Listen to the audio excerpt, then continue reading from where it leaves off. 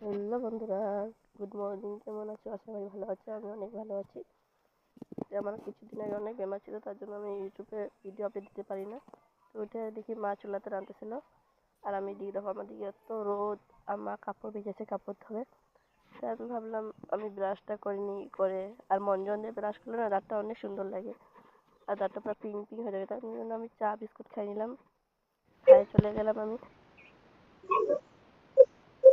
ভালো লাগে দেখো ফুলার না, একটা ফুল রয়েছে চিরা, ফুলগুলো অনেক সুন্দর। ভাবলাম ফুলগুলো ছিঁড়ে নিয়ে যাবো চুরি করে। তা আমরা আসলাম লাই পাতা নেওয়ার জন্য, কিনে একটা বাড়ির লাই পাতা লাই পাতা কেনার জন্য আনলাম। আমি আর মা পাশে কুত্তা দাঁড়িয়ে আছে। ভাবলাম আমাকে কুত্তা মানে কাটবে, দেখি না কাটে নিয়ে আমাকে কুত্তা অনেক ভালো আছে।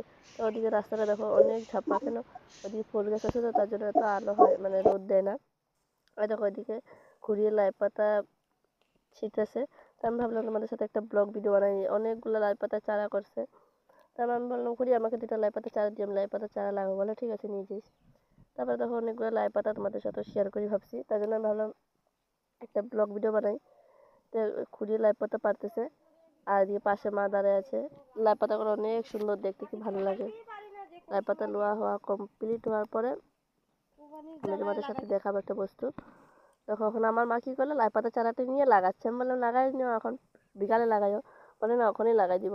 তখন কত সুন্দরভাবে মা লাই পাতা চারা লাগাই দেবে। বাই বাই বন্ধু।